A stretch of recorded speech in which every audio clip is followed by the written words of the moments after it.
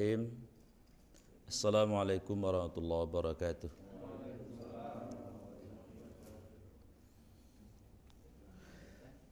Alhamdulillahilladzi anzala sakinata fi qulubil mu'minin yazdadu imanan ma'a imanihim. Alhamdulillahilladzi qad an'ama alaina bi ni'matil imani wal islam. Alhamdulillahilladzi 'allamal insan wa 'allamahul bayan. Asyhadu an la ilaha illallah wahdah wa asyhadu anna sayyidana Muhammadan 'abduhu wa rasuluhu mab'us rahmatil alamin. Salatan wa salaman ala nabiyyina Muhammadin wa ala alihi wa ashabihi wa ansarihi wa junudi ajmain amma ba'du. Qala Allah ta'ala a'udzu billahi minasy syaithanir rajim. Subhanaka la ilma lana illa ma 'allamtana innaka antal alimul hakim. Wa qala aidan fi ayatil ukhra yarfa'illahu alladhina amanu minkum walladhina utul ilma darajat. Wa qala nabiyyu sallallahu alaihi wasallam man salaka tariqan yaltamisu fihi ilman sahallallahu lahu tariqan ilal jannah. Wa qala aidan kun aliman aw muta'alliman aw mustami'an aw muhibban wa la takun khamisan fatahlik lak aw kama qala Rasulullah sallallahu alaihi wasallam.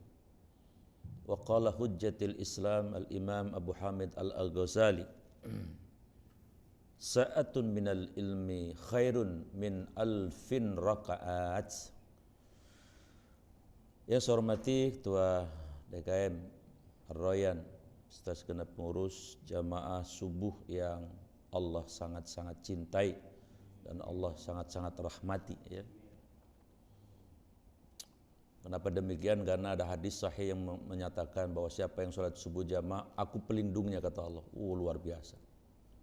Kemarin saya diskusi juga dengan Ketua DKM Masjid di Melati Mas, Ustadz, kalau kita sholat alai kayak gini tetap ada yang ditutup masjid katanya. Itu bagaimana Ustadz kalau kita tetap sholatnya? Saya bilang iya, sholat saja. Jangan ada masjid ditutup, saya bilang. Walaupun mungkin ya mengikuti mekanisme pemerintah ya. Tapi jangan pernah punya pemikiran masjid ditutup. Ya, harus ada satu dua tetap yang sholat gitu. Kenapa demikian? Karena dalam perspektif spiritual kita paham ya, yang namanya makhluk itu kan ciptaan Allah. Ya. Allah itu khalik, ya, kemudian ciptaannya namanya al-makhluqat. Ada malaikat, ada jin, ada manusia, ada hewan, ada tumbuhan, ada al-jamad, ya, semua yang ada di bumi, gunung, laut dan seterusnya. Itu semua makhluk Allah. Dan dikunci ya oleh Allah melalui firman-Nya yusabbihu lillahi ma fis samawati wa ma fil ard. Semua yang Allah ciptakan, semua makhluk itu tunduk bertasbih di sisi Allah, di hadapan Allah. Maka si Kopit itu juga adalah makhluk Allah. Dia juga tunduk kepada perintah Allah. Maksudnya si Kopit ini mau masuk ke siapapun itu dia minta izin dulu sama Allah, nggak atas kemauannya sendiri. Karena dia di bawah kendali Allah langsung. Dan suratnya juga sangat jelas, At-Taghabun ayat 11, masoba min musibatin illa biiznillah. Itu kalau baca tafsirnya detil betul itu. Enggak akan ada peristiwa yang disebut musibah apapun di jagat semesta raya ini terjadi kecuali Allah sudah izinkan. Kalau Allah tidak izinin, tidak bisa terjadi. Ini perspektif akidah, perspektif spiritual. Maka ketika ada orang mau masuk ke masjid, ya ikhtiarnya secara manusiawi prokes, ya. Kemudian ketika baru masuk di masjid sudah minta rahmat Allah, ya. Kaki kanannya dilangkahkan, kemudian kita minta Allah maftah lana, ya Allah bukakanlah untuk kami ini ya, abwaaba rahmatika, pintu-pintu kasih sayangmu. Pertanyaan saya, si virus itu dengan bahasa virusnya, tasbihnya dia dengar nggak kita minta begitu kepada Allah? Ya pasti dengar dia, karena mereka juga bertasbih. Kalimat yusab itu artinya kata kerja. Jadi makhluk itu aktif bertasbih kepada Allah. Daun kelihatannya tidak bertasbih, bertasbih mereka. Mengabdi kepada Allah semuanya maksudnya. Jadi ketika kita buka pintu dengan minta rahmat dari Allah, dengan sendirinya itu yang namanya virus-virus semua nggak mungkin ya. Ketika mau memasuki orang yang lagi sholat, dia izin dulu sama Allah. Kata Allah, bagaimana mungkin kamu mau menyakiti hamba-hamba yang minta rahmat dari aku? Logika sederhananya seperti itu. Belum lagi kita sujud. Ya. Mereka bertasbih, kita sujud. Ya tentu saja si virus, si bakteri, si apapun itu tidak akan pernah ya bisa dia menyakiti hamba-hamba yang minta rahmat, minta perlindungan dari Allah. Ini secara logika seperti itu ya. Karena kemarin saya ditanya, apakah masjid mesti ditutup? Enggak, saya bilang. Kalau bisa mah jangan pernah. Kenapa? Masjid bukan punya kita. Masjid itu disebut Baitullah, rumahnya Allah, dititipin sama kita. Lah yang bangun orang, ya orang duitnya dari Allah juga. Kira-kira begitu. Nah, jadi jamaah yang saya muliakan, insya Allah kalau kita sholat subuh berjamaah, insya Allah Allah akan menjadi pelindung kita. Fakta, silakan cek.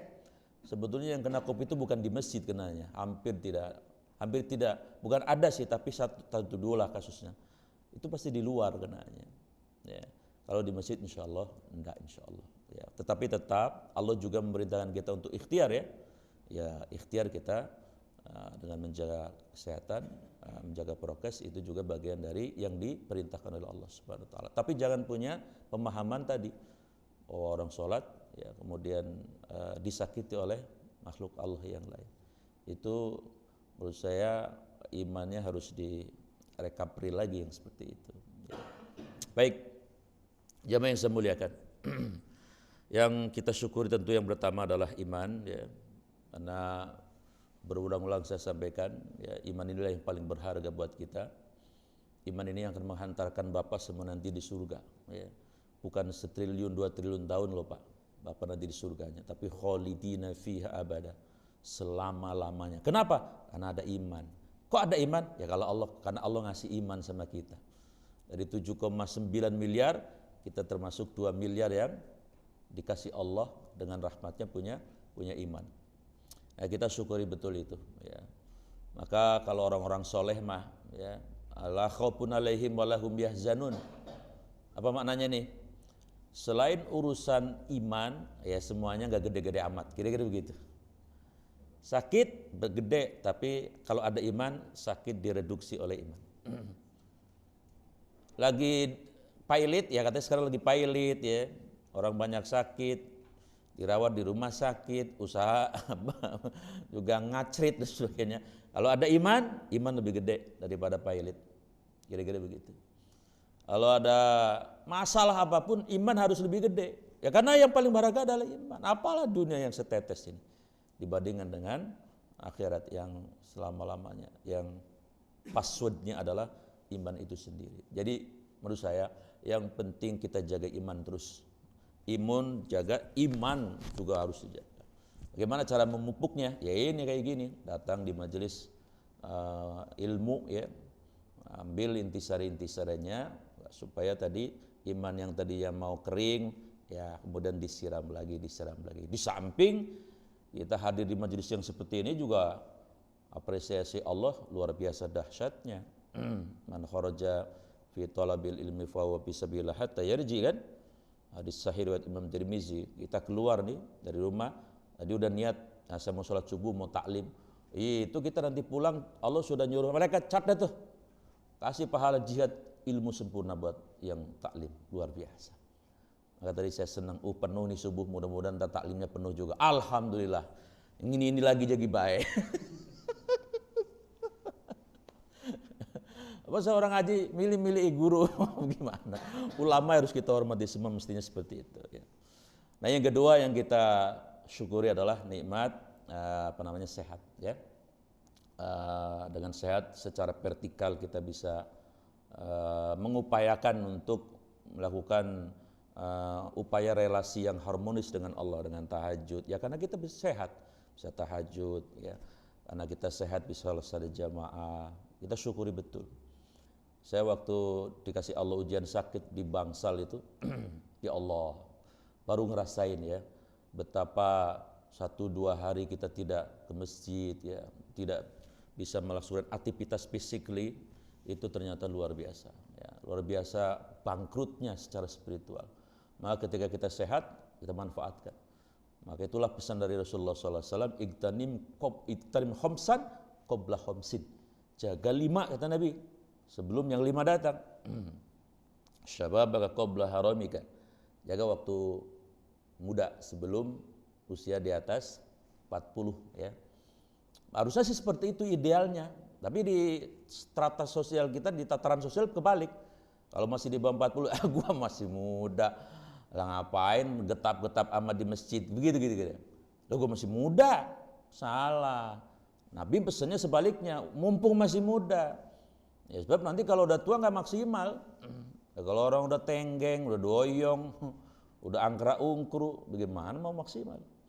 Yang kedua adalah hayataka qabla mautik. Jaga mumpung masih ada napasnya ya. Sebab kalau sudah nanti nggak ada napasnya, dikirim ke liang lahat, itu yatba'ul mayyita salasun. Yang ikut mayit, yang dikirim ke liang lahat itu cuma ada 3 ya, payarjiu isnan, dari yang 3 yang 2 pulang, ahluhu keluarganya setelah nganter pulang, maluhu mobilnya pulang, apa juga pulang, nggak boleh ada masuk ya, masker aja nggak boleh masuk, nggak boleh ikut, jangan kata masker, dompet apalagi, kancing baju aja nggak boleh, peci aja nggak boleh, pokoknya cuma kain doang yang boleh masuk. Wa yabqa wahid, satu yang kekal, al-amal, tidak lain adalah amal itu sendiri. Maka mumpung ada napas ya, mumpung masih diberi kesempatan oleh Allah untuk sebanyak mungkin nafi'un ya, hidup ini bermanfaat buat dirinya, keluarga, orang lain, umat secara keseluruhan. Ya setidaknya minimal untuk kita dan keluarga kita bermanfaat. Karena hidup ini tidak main-main. Jadi yang menghadirkan kita itu bukan atas kemauan kita, tidak. Di surat Al-Baqarah ayat 28, kaifa takfuruna billah, kenapa kalian kufur kepada aku, kata Allah. Wa kuntum amwata, dulu kalian mati. Pak Haji lahir tahun berapa? 70. Masih muda amat ya. masih muda bener. Setengah abad ya. Perasaan masih muda aja ya. Kita udah tua-tua sebenarnya, udah 50. Tapi perasaan kayak baru. Apalagi kalau ngelihat album waktu teman-teman SMA ya, kita kayak masih SMA aja. Semalam saya diajak ngobrol teman SMA 30 tahun lebih yang lalu. Ente masih kayak muda aja. Iya dong, dia harus muda terus gitu ya. Jadi tahun 70 Pak Haji lahir. Tahun 69 ada nggak Pak Haji di sini di dunia? Nggak ada. Yang mengadakan lalu siapa? Begitu tahun 70 beliau ada. Terus siapa yang ngadain? Jangan jawab bapak emaknya loh. Memang bisa bikin kuku emaknya Pak Haji, nggak bisa. Memang emaknya Pak Haji bisa bikin hidungnya Pak Haji, nggak bisa. Kata Allah, wa antum, dulu kalian mati, Pak Ahyakum, aku yang hadirkan, aku yang hidupkan. Jadi nggak main-main ini. Kita ini diizinkan hidup itu atas kemauan Allah, atas kehendak Allah. Tentu Allah kalau mau menghidupkan kita nggak main-main dong, ada misi dong. Ya iya. Jawabannya Az-Zariyat 56. Wa ma khalaqtul jinna wal insa illa liya'budun. Aku sekarang sudah hidupkan kalian. Aku sudah hadirkan kalian di dunia. Aku perintahkan kalian liya'budun, agar kalian menjadi pengabdi-pengabdiku, bukan pengabdi setan, bukan pengabdi manusia, bukan pengabdi uang, bukan aku. Bagaimana operasionalisasinya? Inna salati wa nusuki wa mahyaya wa mamati lillah. Sesungguhnya salat saya, ya, ibadah ritual atau ibadah sosial, hidup saya, mati saya untuk Allah, dipersembahkan, diabdikan. Nah, jadi tidak main-main. Jadi kita ini hidup itu bukan pakai teori orang sekuler atau teori evolusi, Darwin dan sebagainya. Kita itu hidup memang atas kehendak Allah.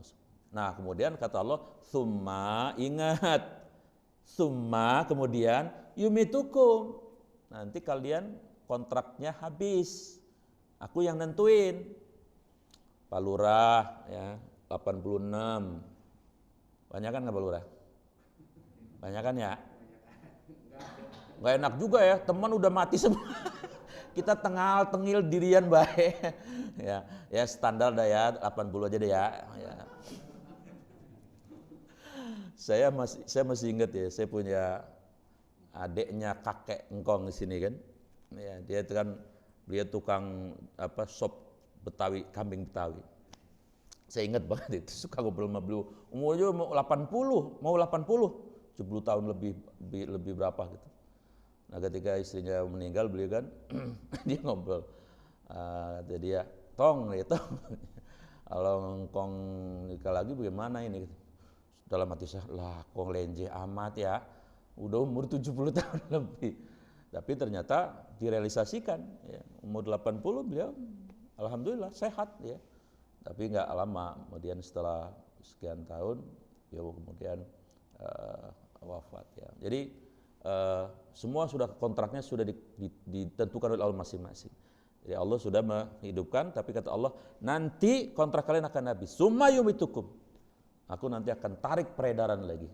Jadi yang menghendaki kita adil hidup itu Allah, juga nanti yang akan mengeksekusi untuk mengakhiri kontrak hidup juga Allah. Ya, di surat Al-Anbiya ayat 35, kullu setiap nafsin, setiap jiwa ya yang aku berikan nyawa, da'iqatul maut, wajib merasakan yang namanya al-maut, itu kematian. Ya. Yang dalam bahasa saya mati dan meninggal itu beda. Kemarin waktu takziah kita sampaikan ya. Apa bedanya Pak Haji mati sama meninggal? Udah lupa dah ya, orang mikirin pairit aja puy. Kalau mati itu semua makhluk, kullu nafsin dha'iqatul maut. Malaikat, jin semuanya mati ya, hewan mati. Tapi kalau meninggal itu cuma sementara. Nah, kalau kita meninggal, maksudnya apa? Ini kan kita dimensinya ada dua, ada dimensi badan, ada ruh. Nah, kalau meninggal, ruhnya tetap hidup, yang meninggal fisiknya. Nanti minat turab ila turab, dari tanah balik ke, tapi rumah hidup cuman pindah doang, pindah kontrakan yang tadinya di Melia, nanti kalau udah si ruhnya ninggalin badan kita, pindah ke barzakh. Apa buktinya Ustaz? Al-Mu'minun ayat 99. Hatta sehingga ja'a telah datang haduhumul maut, kematian menimpa mereka, qala mereka berkata, Rabbi irji'un, ya Allah pulangkan saya lagi ke dunia. La'ali amalun shalihan fima tarak, aku akan menjadi orang yang baik dalam segala hal. Apa Allah bilang? Kalla inna kalimatun wa qul iluha, jangan kalian katakan seperti itu dong. Wa mi waraihim barzah ila yaumi yub'atsun. Kalian sudah saya tempatkan di alam barzah. Masa saya mau balikin lagi ke dunia? Kata Allah seperti itu. Maka jamaah yang saya muliakan, meninggal itu hanya memisahkan ya. Jadi tetap hidup kita, cuman bentuknya ruh. Nah, karena bentuknya ruh ditaruhnya di alam barzah, maka kalau badan kan wadah nih. Makanannya ya rengginang, gemblong, geplak, opak, wajik, lompong, gengsot, kue dongkal ya. Uduk mah karuan dan ntar ada ya. Nah, kalau nggak ada saya tagih, lah biasanya ada. Tapi karena ini yang hidupnya ruh, lah ruh ya kagak doyan rengginang. Lilok rumah kan rengginang. Ya. Bapak kan punya bapak kan? Ada yang sudah meninggal kan? Bapak saya juga meninggal. Hidup nggak bapak kita? Di mana? Terus mereka kalau namanya makhluk hidup butuh makanan nggak? Butuh apa makanannya? Gemblong? Lah kagak. Makanannya ini nih. Rabbik firli wali walidaya. Ini kita lagi ngasih makan, nyuapin ke sono. Emang nyampe Ustaz? Lah cobain baik. Kalau kagak percaya mah. Kan ada suka nanya begitu, itu Al-Fatihah nyampe nggak dibaca? Lah kalau ada bukti nanti mati aja dulu gitu kan. Masya Allah. Jadi kita Rabbik firli nyampe. Bapak kita lagi nungguin makan pagi nih. Nah, kalau subuh kan habis subuh, kalau nggak subuh 2 kita baca doa itu. Dia lagi butuh makan yang di alam barzah bapak kita, mak kita. Kita kirimin, mereka senang banget. Apalagi tambah sedekah. Maksudnya gimana Ustaz? Sedekah. Niatnya buat bapak mak kita yang udah meninggal. Sedekah jariah. Ya, sedekah musola 2.000. Ya Allah, nggak, tapi nggak usah diumumin. Saya mau sedekah saudara-saudara 2.000 ya. Yang 1.000 buat saya, yang 1.000 buat pahala bapak saya. Pelaun. Emang Allah kagak tahu? Iya kagak usah diomongin, gue Allah udah tahu di rumah niat mau masukin dulu 2.000 di kotak musola, yang 1.000 ya Allah pahalanya buat kami sekeluarga biar berkah anak istri, yang 1.000 ya Allah pahalanya sampaikan buat bapak saya di alam barzah, gue gope dah mama saya, nyampe. Karena ruh butuh makan juga, ntar duhur makan siang, doa lagi, kalau perlu sedekah lagi, atau ketika anaknya beramal soleh baca Quran dapat di sana pahala. Kata mereka di alam bahasa bapak-bapak kita, waduh, kok ada transparan, begitu mereka ngelihat ininya, cek di ibaratnya gitu ya, cek di rekening pahalanya, loh kok ada transparan pahala nih masuk? Oh rupanya anaknya lagi baca Quran setengah juz, dia dapat di sana. Makan malam sama, sholat isya, ya apalagi tahajud doa. Jadi cuman pindah doang, ya, badannya jadi tanah lagi, ruh mah tetap hidup sampai kiamat nanti, sampai di surga nanti. Begitu pengertiannya. Baik, jamaah yang Allah muliakan, materi kita adalah yang kontekstual saja. 317 milik kita. 317 karena besok kan, sekarang tanggal berapa? 14 ya. Berarti 3 hari lagi 17. Ya, mudah-mudahan gak digeser. Geser nggak? Aduh, hanya nggak ada yang berat. Jadi ternyata Rasulullah bisa dikalahkan loh. Rasulullah melarang padahal, tapi bisa dikalahkan. Luar biasa orang Indonesia ya. Udah kayak gini doa istighosah minta, kata malaikat, gua puyeng lihat lu pada katanya. Ajaran Allahnya kagak diendahin, lu minta dah sama Allah. Atau begini, doa istighosah 1000 kali pun gak bakal diterima kalau mereka benci syariat Allah. Ini mohon maaf saya harus ngomong begini sebagai ustaz. Kan banyak orang Indonesia gak suka sama syariat Allah. Pejuangnya malah dikriminalisasi. Bagaimana mungkin istighosah mau didengar Allah? Logikanya gak masuk akal. Ya, kalaupun kita gak suka dengan syariat, jangan tampakkan dong kebencian. Dari saya mah gak bisa kayak ente dah, ente mah silahkan dah perjuangkan syariat Allah. Tapi saya mah enggak. Syukur-syukur kita bantu walaupun enggak pakai omongan tindakan. Bagaimana mungkin kita didengar oleh Allah? Karena ada orang yang benci sama syariat. Bahkan ulama ada yang enggak suka dengan, kalau dengar kata-kata syariat yang terbayang radikal, teroris. Ya Allah. Masa ada orang Islam kayak gitu? Katanya aslama yuslimu tasliman wa islaman. Maknanya tunduk sama Allah, tunduk semuanya dari Allah harus diikuti dong, nggak boleh dipisah-pisah. Tapi ini memang akhir zaman ya. Memang kalau akhir zaman itu orang kayak keredok Cisauk, isinya macam-macam, masya Allah. Apa baik ada dah modelnya orang di akhir zaman ini. Yang ulama jadi komisaris, ada nggak? Hah? Yang lulusan S3 ITB malah dagang cilok, bandar cilok, ada. Yang lulusan IPB jadi pegawai bank saya pernah nemuin, ada. Macam-macam ya. Ya. Karena memang sudah akhir zaman seperti ini. Nah, jadi 17 Ramadan, 317 yang pertama lah 17 rakaat dulu. Nah, 17 rakaat itu apa maknanya? Salat. Ini milik kita ya. Salat adalah ibadah yang penting dalam agama. 5 argumentasi rasional. 1, perintah rukun Islam yang satu ini langsung Allah memanggil Nabi ketika peristiwa Isra. Ya. Ketika peristiwa Isra itu kan Allah memanggil Rasulullah.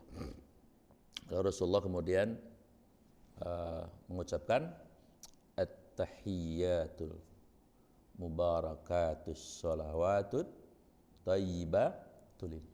At-tahiyatu, salam penghormatan yang tertinggi. Sholawatu thayyibah, sholawat yang terbaik. Tulillah, hanya milik Allah. Dijawab langsung oleh Allah. Assalamu alayka ayyuhan nabiyyu wa rahmatullah wa barakatuh. Salam sejahtera untukmu, wahai Nabi, Rasul yang aku tasbihkan, yang aku lantik. Ya. Semoga engkau senantiasa aku kucurkan rahmat dan berkah dalam hidupmu. Itu Allah yang jawab. Apa jawabannya Nabi? Assalamu alayna wa ala ibadillah is-shalihin. Sejahterakan juga ya Allah, selamatkan juga ya Allah dunia akhirat. Siapa? Hamba-hambamu ya, yang soleh, yaitu umatku. luar biasa.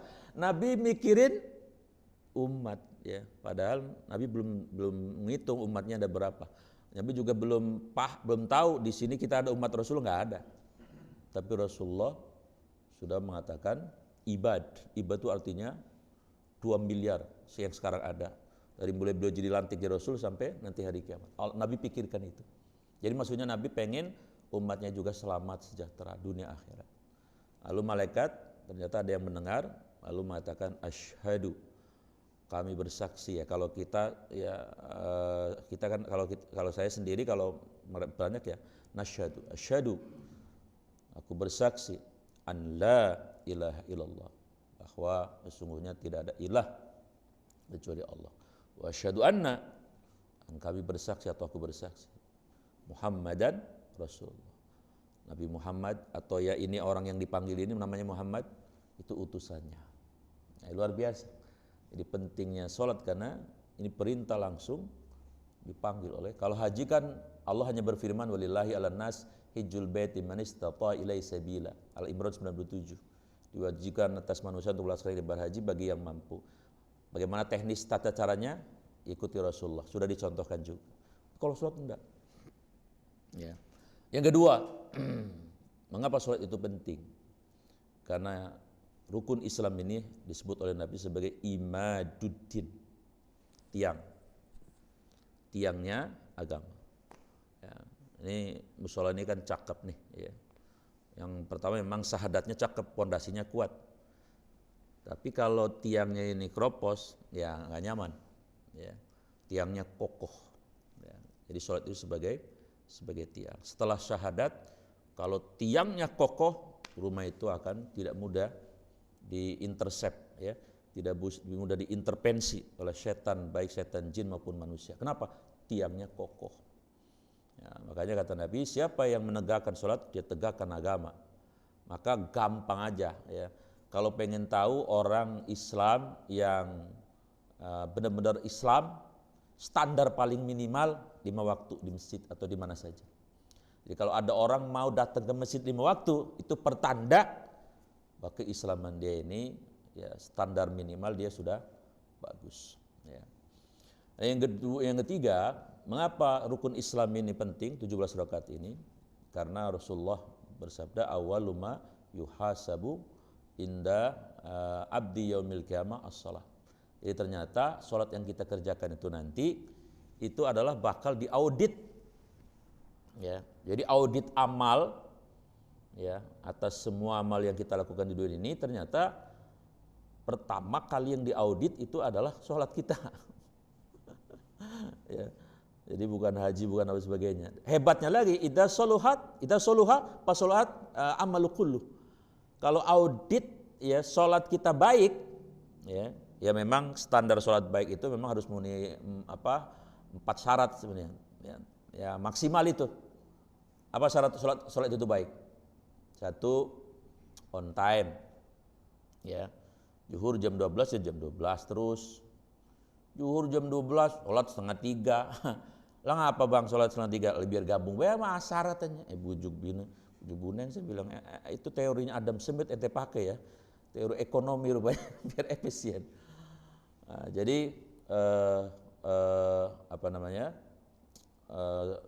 sholat itu audit yang pertama adalah tentang sholat. Sholat yang berkualitas harus pertama syaratnya on time tepat waktu. Yang kedua disebut sholat orang itu baik selain dia on time itu adalah fahmu sholat.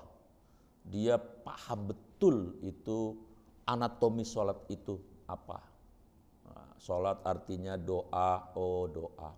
Kemudian semua yang dibaca di dalam sholat dia paham betul sehingga relasi dia dengan Allah itu ada kenikmatan rohani ketika melakukannya, terutama di sholat tahajud ya. Kalau sholat jamaah kan harus ikut imam gitu kan, dia paham itu. Kemudian yang ketiga disebut sholatnya si hamba itu adalah baik adalah fahmul ruknul wasyurut wal batilat.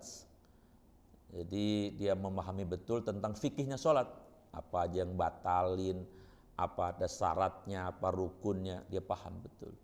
Yang keempat, orang disebut sholatnya baik adalah apabila asarun min kharijis salat. Setelah salat dia aplikasikan nilai-nilai salat itu. Kemudian yang kelima, kalau mau ditambahin, orang disebut salatnya itu baik ya, adalah apabila kemudian salatnya itu adalah mencegah dua hal, anil fahsya wal munkar. Dia tidak berbuat fahsya lagi, berbuat kekejian, wal munkar, dan perbuatan munkar lagi. Nah, jadi kenapa salat itu penting? Lagi yang keempat, mengapa salat itu penting? Salah satu alasannya adalah karena di dalam salat itu ada filsafat berjamaah, filosofi berjamaah. Yang kalau diamalkan di mana saja itu bagus sekali. Ya. Mari kita lihat coba. Apapun yang dikerjakan, pertama dulu, imam yang baik, ya, itu imam yang disukai makmumnya. Gitu. Itu filosofi sholat. Maknanya apa? Kalau jadi pemimpin harus yang baik. Supaya apa? Disukai oleh makmum. Kenapa? Kalau udah disukai oleh makmum, nggak usah nyuruh yang keras-keras. Lah timbang cuman ngomong pelan-pelan juga dikerjain sama yang jadi makmumnya. Kenapa ada orang nggak taat sama pemimpin? Ya punya alasan si makmumnya. Ya, dia ngalor, saya ngidul, kira-kira begitu. Sederhana saja itu, teori sederhana sebetulnya. Jadi kalau ada satu kepemimpinan di mana rakyatnya ada distrust, tidak kepercayaan dan sebagainya, pasti karena makmumnya ngelihat ada sesuatu yang menjadikan dia kurang percayanya, tidak suka kepada dia.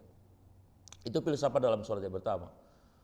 Yang kedua, ketika sudah disepakati si imamnya siapa, pokoknya apapun gerakan imam ngikut, ya, dan dilarang mendahului. Ya, Ustaz, Allahu Akbar, nggak boleh. Allahu Akbar, ntar aja baik, kalau dia udah sujud gua baru Allahu Akbar. Lah, lu mau sholat? Gua main lenong lu, sholat ngikutin. Ustaz, bacaannya yang beliau suka, ya udah dengerin. Ya.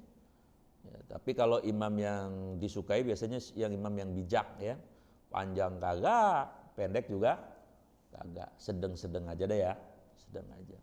Ketika Ustaz sudah salam, ya kita nggak salam. Jangan saking asiknya doa, baca doa waktu tahiyat akhir kan. Allahumma, ya Allah misalnya, a'udzubika min adabi jahannam, min adabil qabri, min fitnatil mahya wal mamat. Kemudian kita minta doa, Allahumma lakal mulki kullu wa lakal hamdu kullu wa ilaikal. Doa memang bagus tuh doa, tapi kalau sendiri, nah kalau kita jadi imam, resiko imam salam, itu filsafat namanya. Kalau pemimpin sudah disukai, ya, maksud saya, kalau sudah disepakati pemimpinan itu baik, kita makmum kagak boleh menyelisih dia. Bahkan di dalam hukum Islam itu apa? Ya, itu di surat Al-Hujurat ya. Kalau ada sudah pemimpin yang disepakati, kemudian nyari pemimpin lagi, itu namanya bugot. Dan bugot itu hukumnya ternyata, mohon maaf, dieksekusi untuk meninggal. Ya. Saking betapa kepemimpinan di dalam Islam itu penting, dan filsafatnya ada di dalam sholat ini. Nah, kemudian yang ketiga, apa filsafat sholat? Kalau imamnya salah, wajib hukumnya makmum negor. Satu Ustaz tadinya udah rakaat subuh, sholat subuh, harusnya rakaat kedua tahiyat kan? Naik lagi Ustaz rupanya. Rakaat ketiga. Pak Haji kita pelongo baik, diem baik, kagak enak menegur lah, lebablas sudah Ustaz 3 rakaat. Begitu selesai sholat ditanya, Ustaz, kok sholat 3? Biar sehat olahraga. Nggak boleh ngarang-ngarang begitu. Harus tetap ditegur, subhanallah. Ya, subhanallah kalau nggak dengar 3 kali, subhanallah. Pasti dia sadar lah, kalau masih normal pendengarannya pasti sadar. Apa nih yang salah? Silahkan nanti tahiyat lagi setelah salam, sujud sahwi boleh ya, enggak juga insya Allah enggak apa-apa, tetap sah sholatnya. Itu resiko filsafat dari sholat. Jadi kalau pemimpin salah, wajib makmum negur. Maksudnya apa ini? checks and balance, ya. Itu adalah salah satu tujuan kita menjadi zon politikon, menjadi makhluk sosial. Kalau tidak ada checks and balance, kalau tidak ada yang diberi amanah dan yang mengawasi orang yang diberi amanah, acak adut. Ya mohon maaf. RT-nya lagunya orang semenggah pisan. Tahu nggak orang semenggah pisan? Selagu-lagunya. Warga se-RT diem semuanya. Ya faktornya banyak, agak enak. Atau yang kedua, kalau ditegur galakkan dia RT mah. Lah gue bisa dikurungin. Wah macam. Akhirnya itu yang korban adalah semuanya. Pemimpinnya ngalor ngidul nggak karuan, nggak ada yang negor. Tapi kalau RT-nya ditegur, ya tadi seperti kita naik kapal laut, ada yang bocorin, tambal supaya nggak tenggelam semuanya. Nggak boleh si RT bilang jangan negor-negor saya. Lah emang ente malaikat, nggak punya salah. Awas lu kalau negor saya punya hansip nih. Hansip, jangan kata hansip. Manusia semua sedunia juga dipites sama malaikat selesai. Harus siap. Maka ciri pemimpin yang baik itu seperti Sayyidina Umar bin Khattab. Apa kata Sayyidina Umar? Luruskan saya dengan pedang. Kalau saya bengkok dalam urusan kebenaran, luruskan saya dengan pedang. Itu baru pemimpin. Malah kita jadi segan sama orang kayak gitu ya. Masya Allah. Ya, minta diluruskan dengan pedang. Lah ente siapa? Kelas mana ente kagak mau dilurusin? Ya. Tapi saya pernah melihat di sebuah negara mana nggak tahu ya. Ya Allah. Yang harusnya pemimpinnya dilurusin semua pada cicing baik ulah gandeng-gandeng. Ya Ustaz ya? Cicing artinya apa Ustaz? Kenapa diam? Ya karena sudah dikondisikan diam semuanya. Legislatifnya yang tugasnya kudunya nongkrongin terus, diam. Ya. Yudikatifnya sama, ya sudah dicabut berkahnya. Kalau itu dicabut, korbannya semuanya. Ya, termasuk ulama-ulama yang diam, korbannya semuanya. Bahkan ada hadis ya, sahih riwayat Imam Ahmad itu, kalau ada ulama, ada kezaliman dia diam, ya, maka berdoa sampai menangis, mengeluarkan darah pun Allah tolak doanya. Bahaya ini kan? Makanya jadi ulama mestinya mohon maaf, nggak usah terlalu dekat dengan meja istana. Sebab kalau sudah digaji sebulan 100 juta ya, jadi komisaris, puyeng palanya.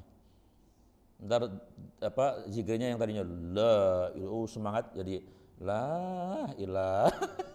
Jadi beda nantinya, repot. Kalau ulama mah justru didatengin sama pemimpin. Pak ulama, kami bener apa enggak nih? Tolong dong kami diingetin. Kalau betul minta harus begitu. Ya. Jadi ini filsafat sholat, betapa pentingnya sholat itu. Nah, kemudian yang kelima terakhir, mengapa 17 rakaat ini penting? Karena ini adalah ibadah tadi, ibadah operasional yang kita bisa langsung ya tanpa ada hierarki, langsung boleh berkomunikasi dengan Allah. Inna salati ya Allah, Rabbighfirli ya Allah, ampuni saya dong. Warhamni ya Allah, sayangi saya dong. Wajburni ya Allah, tutupi kekurangan saya dong. Warfa'ni, angkat dong derajat saya ya Allah, ya. Warfa'ni, warzuqni ya Allah, kasih rezeki saya. Wahdini, bimbing aku ya Allah. Wa'afini ya Allah, sehatkan lahir batin saya ya Allah. Wa'fu anni. Dan semua rangkaian yang ada dalam surat itu nggak usah pakai sekat-sekat, langsung kita bisa berkomunikasi. Ini pentingnya 17 rakaat. Yang kedua adalah 17 Ramadan. Ada apa di 17 Ramadan? Nuzul, turun Al-Quran. Saya ingin membahas satu poin saja. Al-Quran kenapa diturunkan? Tujuannya, salah satunya ada di surat Al-Jasiyah ayat 20. Apa kata Allah? Hadza basairul linnas wa huda wa rahmah liqaumi yuqinun. Inilah Quran yang diturunkan untuk kalian. Untuk apa? Jadi basair. Apa basair? Kurikulum hidup. Jadi Quran itu diturunkan untuk jadi kurikulum hidup kita. Kan sekolah ada kurikulumnya kan? TK sampai perguruan tinggi ada nggak? Yang puyeng sekarang kurikulum online. Nah, itu puyeng. Oh iya, ngomong-ngomong kurikulum. Anak saya semalam baru dikasih informasi diterima di UPI Bandung. Ada yang tahu nggak UPI Bandung tuh? Universitas Pendidikan Indonesia Bandung. Itu daerah mana itu ya? Saya belum tahu. Ada yang tahu nggak di sana tuh? Lembang ya. Kalau pesantren Agim itu dekat nggak dari UPI itu? Jauh. Oh jauh ya. Saya sih pengennya anak saya di pesantren gitu, nah, kuliah di situ gitu. Oh jauh ya? Ya. Masih satu daerah. Ya. Ya jadi Quran itu kurikulum kita. Karena Quran itu kurikulum dan Allah menyebutnya kalimat bukan lil muslimin tapi linnas untuk manusia, maknanya apa? Quran adalah kurikulum yang netral. Maksudnya netral, kemanfaatannya netral. Maksudnya begini, kalaupun kita yang punya orang Islam sendiri yang punya Quran adalah kita, tapi kita enggak mempraktekkan isinya, ya kita jauh dari kebaikan, jauh dari hak batil dan sebagainya. Tapi kalau ada orang bukan orang Islam mengambil kurikulum itu, walaupun mereka bukan orang Islam, ya ada manfaatnya. Makanya saya pernah bilang bahwa itu di Quran ada ayat yang bunyinya wal asri, ada nggak? Itu apa sih, bicara apa intinya? Orang Islam, kalian punya wal asri, manajemen waktu dong. Ya, karena orang yang maju dalam hidupnya itu pasti disiplin waktunya. Tapi malah enggak, kita yang terjadi bukan kita yang ngamalin kan? Kan saya pernah bilang, kalau saya janjian sama orang kampung Bojong Kenyot misalnya jam 10, insya Allah setengah 12 nyampe. Adalah saya Islam di Islam. Tapi kalau saya janjian sama orang Jepang jam 10 kurang 15, itu orang udah ngejogrok, ngejubled nungguin saya. Kalau begitu bagaimana?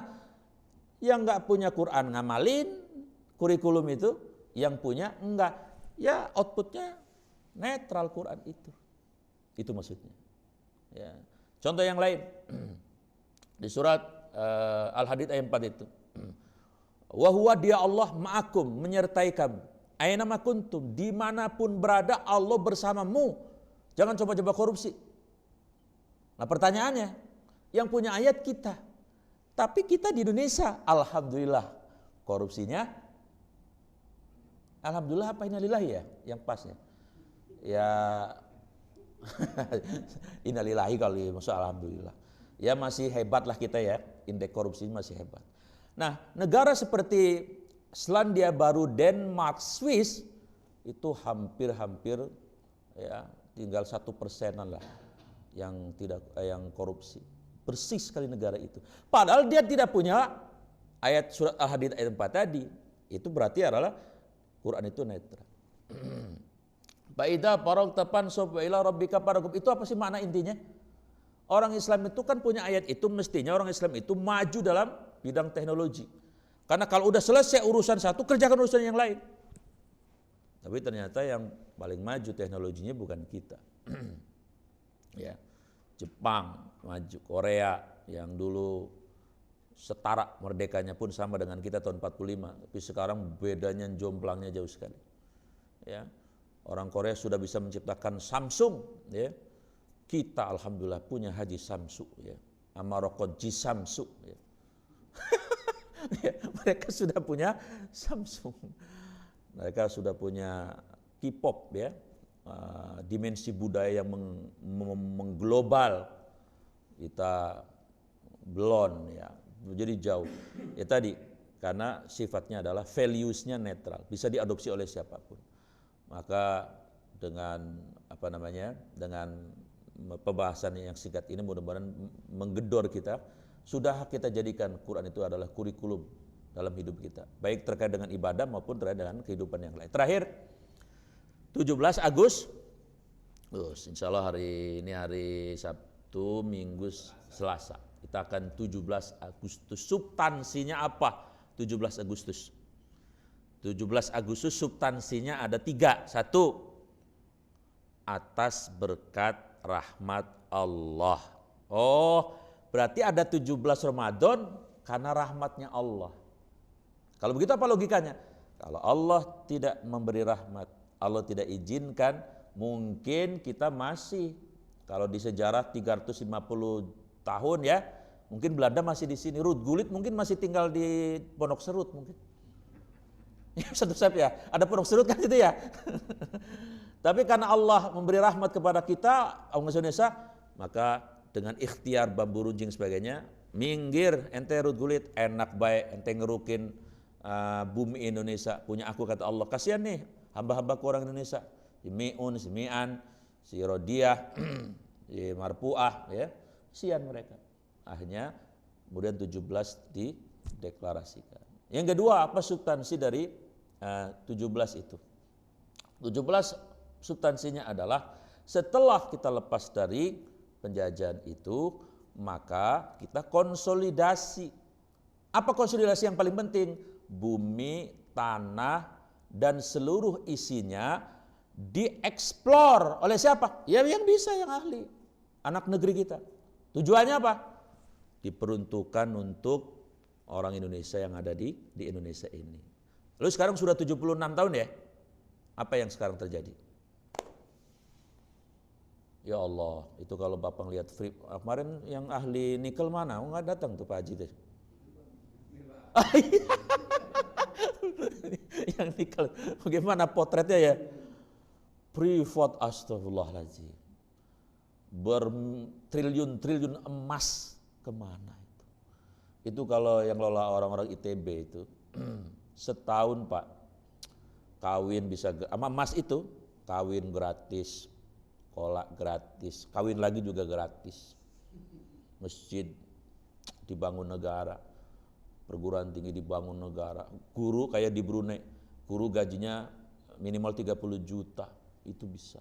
Catatannya satu, ganti semua itu, orang-orang yang sarapannya bukan gemblong sama nasi uduk kan, udah cukup ente, udah 70 tahun ya, udah kasihan tuh si Mi'un, tuh si Mi'an, kasihan. Itu 17 Agustus intinya. Kalau itu belum terrealisasi, 17 upacara hanya sekadar seremoni. Luar biasa. Lurah paham benar, seremoni saja. Air, mohon maaf nih, air. Air itu di undang-undangnya mengatakan itu negara yang harus ngelola. Ya, boleh langsung disuplai kepada rakyat atau di manage, dikelola, dijual ke siapapun tapi duitnya untuk negara. Hari ini bagaimana yang terjadi? Aqua, yang punya siapa? Prancis, Danone. Itu Bapak tahu nggak?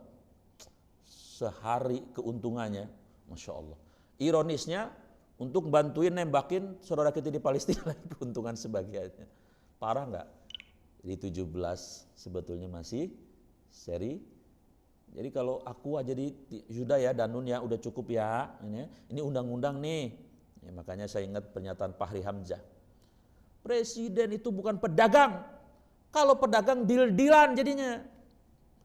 Presiden itu negarawan, ngomongnya yang membawa di sini aspirasi 270 juta, gagah, ini undang-undang gitu.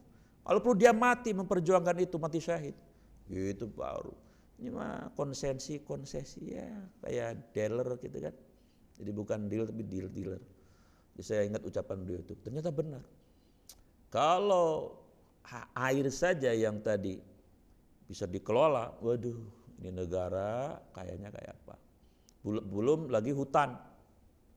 Kita katanya dulu punya 200 juta hektar Pak hutan lindung. Sekarang tinggal 19 juta hektar.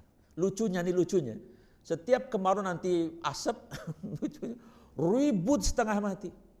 Tapi tidak dicabut semua itu si pengelola itunya. Yang mohon maaf, ternyata bukan orang Indonesia rata-rata. Orang Australia, orang Amerika, orang ini. Loh pertanyaannya, kok bisa terjadi seperti itu? Saya pernah membaca tulisan MS Ka'ban. Kalau hutan ini dengan seluruh isinya dikelola oleh negara baik-baik, sama tadi, itu bisa gratisin semuanya. Jadi Indonesia tuh kayaknya dahsyatnya luar biasa. Tapi kenapa penduduknya miskin? Dicabut berkahnya. Kenapa dicabut berkahnya? Pemimpin-pemimpinnya mungkin kurang dekat sama Allah, kurang bersyukur. Sehingga mereka tidak menjadi pemimpin yang betul-betul ingin men-17 Agustuskan rakyatnya. Saya ingin mengatakan 17 itu pertama dari atas berkat rahmat Allah. Yang kedua 17 Agustus itu maknanya adalah semua yang ada di bumi ini adalah untuk kita semuanya. Dan yang terakhir, makna daripada 17 Agustus adalah kita sudah ditakdirkan oleh Allah untuk berbineka tunggal ika. Apa arti semboyannya?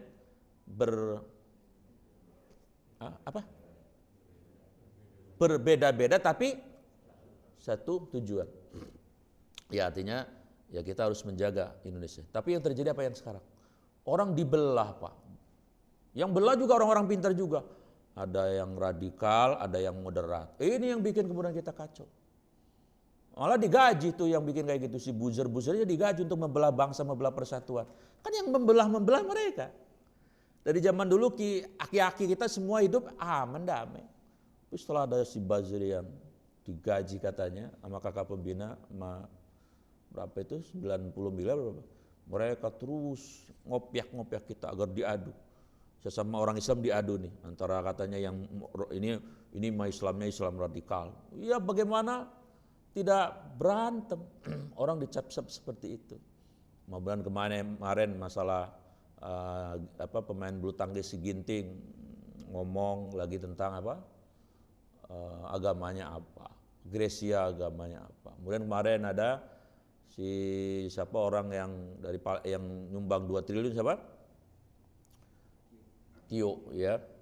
Lalu diomongin mana orang pribumi, mana orang Islam. Kayak gitu. Tapi itu digaji malah. Ya bagaimana mau berbineka tunggal ika? Sebenarnya dari zaman dulu orang Islam dan orang lain aman. Kalau tidak ada kelompok-kelompok yang membelah bangsa ini. Nah, maka 17 Agustus maknanya ayo buang anasir-anasir yang membuat bangsa ini menjadi rapuh. Karena bangsa kita itu ibarat makanan jadi rebutan. Ya. Sekarang kita tahu kan bagaimana Laut Cina Selatan luar biasa. Mereka sudah sangat-sangat siap ya antara blok Cina dengan Amerika. Karena mereka tahu Indonesia nanti ke depan itu bukan perang nuklir katanya, tapi perang memperebutkan kebutuhan sandang papan pangan. Dan Indonesia itu surga. Maka semua pun ingin, maka kita harus kuat mesti. Itu 17. Kalau itu belum direalisasikan, seremoni saja 17 Agustus itu. Tapi insya Allah kita optimis, mudah-mudahan ke depan banyak yang punya kesadaran untuk melakukan 3 hal tadi. Saya kira demikian. Gak kerasa saya ngomong 1 jam ya. Ngomong aja jam.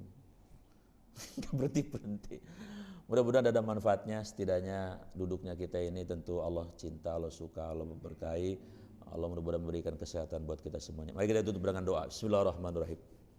Alhamdulillahirabbil alamin. Allahumma shalli ala sayyidina Muhammad wa ala alihi wa sahbihi ajmain. Allahumma ya Allah, tawil umurna, panjangkan ya Allah umur kami.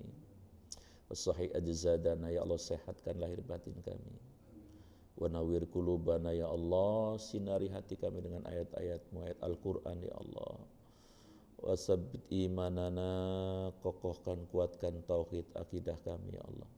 Wa wasi' arzaqana, luaskan rezeki kami ya Allah, rezeki yang berkah. Wa ahsina amalana ya Allah, perbaikilah amal-amal kami. Wa ilal khairi qaribna, dan atas kebaikan dekatkan kami ya Allah. Wa ila syari abidna, dan atas keburukan jauhkan kami ya Allah. Waqti hawaijana, kabulkanlah hajat-hajat kami ya Allah, hajat dunia dan hajat akhirat. Wa sallallahu ala sayyidina Muhammadin wa ala alihi wa sahbihi ajmain. Subhana rabbika rabbil izzati amma yasifun, wa salamun alal mursalin, walhamdulillahirabbil alamin. Subhanakallahumma bihamdik, asyhadu an la ilaha illa anta, astaghfiruka wa atubu ilaik. Mohon maaf lahir batin. Assalamualaikum warahmatullahi wabarakatuh.